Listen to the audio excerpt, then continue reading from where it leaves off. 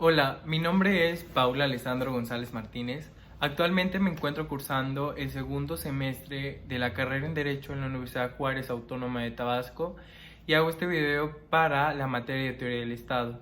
El tema que yo escogí fue el surgimiento del absolutismo y bueno, para poder empezar a hablar sobre el surgimiento me gustaría empezar hablándoles sobre el concepto o qué es un Estado absolutista. Bueno, el Estado absolutista es una forma de gobierno en la cual el rey concentraba todo el poder de forma limitada, sin controles y sin contrapesos.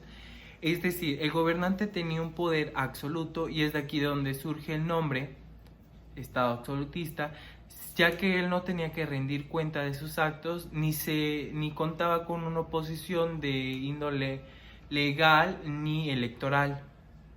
Bueno, una vez que ya sabemos esto, nos remontamos a sus inicios que fueron en el siglo XVIII en la antigua Europa, ya que algunos monarcas de muchos estados absolutistas gobernaban por derecho divino. ¿Y qué es el derecho divino?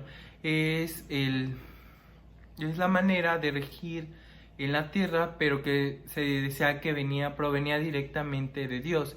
Es decir, la forma en la que se gobernaba se veía como algo bien, o todas las acciones que el rey tomaba para el pueblo se tomaban como bien, dado a que se tenía la idea o se pensaba que el rey era la conexión entre el pueblo y entre Dios, y por lo tanto Dios le decía qué hacer al rey y el rey las implementaba para el pueblo. Bueno, entonces es así como se cree que el primer absolutismo moderno existió en toda Europa, pero principalmente en países europeos occidentales como lo fue España, Prusia, Austria, Inglaterra y Rusia. Y pues el absolutismo alcanzó su máximo apogeo entre la segunda mitad del siglo XVII y la primera mitad del siglo XVIII. Como podemos deducir que el Estado absolutista surgió en Europa en el siglo XVIII, y bueno, quisiera empezar a hablarles de algunos de los estados absolutistas que surgieron a través de y quisiera empezar por el de Luis XIV. Bueno, Luis XIV fue un monarca francés que gobernó Francia por 72 años, empezando desde el 1614 hasta 1715, y se podría decir que su gobierno fue el más largo de toda Europa. Se considera uno de los más emblemáticos, ya que él estableció ese tipo de organización y gobierno en Francia, y gobernó Francia y Navarra durante 72 años. A la muerte de Luis XIV le sucedió su bisnieto Luis XV con apenas 5 años de edad. Él sucedió al trono y gobernó entre el año de 1715 a 1774, y él pasó de ser amado a odiado por el pueblo francés debido a sus ideas de libertinaje y derroches, y pues su sucesor Luis XVI fue ejecutado durante la Revolución Francesa. Entonces es así como pasamos de Francia a España, y a España nos pasamos con Felipe V, que Felipe V fue un rey de la dinastía Borbón que gobernó durante 1700 a 1764, y fue él el encargado de introducir el absolutismo francés a España. Y pues bueno, fueron sus grandes regalismos y diferencias que originaron una gran resistencia civil que culminó con la Guerra de Sucesión.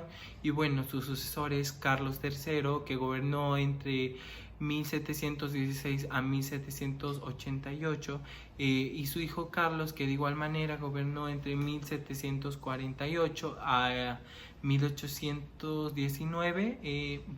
En el llamado despotismo ilustrado, ellos continuaron con el régimen monárquico absolutista, pues que culminó con el reinado de Fernando VI en 1833. Bueno, es de esta manera como pasamos del Estado absolutista en España a Rusia. Y bueno, la monarquía absolutista en Rusia se expandió hasta principios del siglo XIX. Y bueno, el monarca absolutista más famoso pues y emblemático fue Pedro el Grande, quien en su primer periodo de entre 1682 a 1721 gobernó como un zar para después declararse emperador hasta su muerte en 1725. Otro de ellos es Catalina la Grande, es otra famosa monarca rusa que gobernó desde 1762 hasta su muerte en 1796. Otro igual es la dinastía Estuardo en Inglaterra. La dinastía Estuardo gobernó Inglaterra entre los años de 1603 a 1714 y siendo dos sus reyes los más importantes y emblemáticos de este periodo, los cuales fue Jacobo I en Inglaterra y Sexto en Escocia, los cuales gobernaron entre 1603 y 1625 y lograron que Escocia se uniera a Inglaterra, y sus sucesores hasta 1714 lo fueron Carlos I, María II, Guillermo III y Ana I, los cuales fueron otros monarcas absolutistas ingleses hasta principios del siglo XVIII. Bueno, es de esta manera como terminamos de explicar algunos de los estados absolutistas más emblemáticos del siglo XVIII en Europa, que como sabemos pues fue de aquí donde surgió todo lo que tiene que ver relacionado al estado del absolutismo. Bueno, les diré algunas de las características que tiene un estado absolutista, y bueno, el primero es la concentración del poder. El rey concentra todo el poder, mas sin embargo puede cederle palabra o poder en alguna zona o algún lugar para así ayudar a su reinado. El poder debe ser centralizado. El Estado no existe como tal.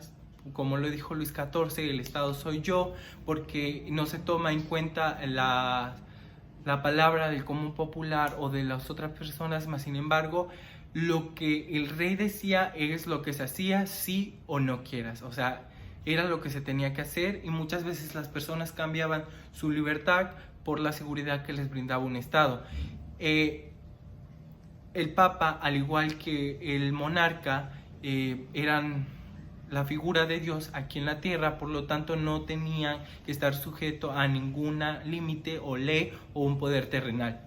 Esta ha sido mi exposición y espero me disculpen porque no pude grabarlo todo corrido debido a que mi cámara o mi teléfono no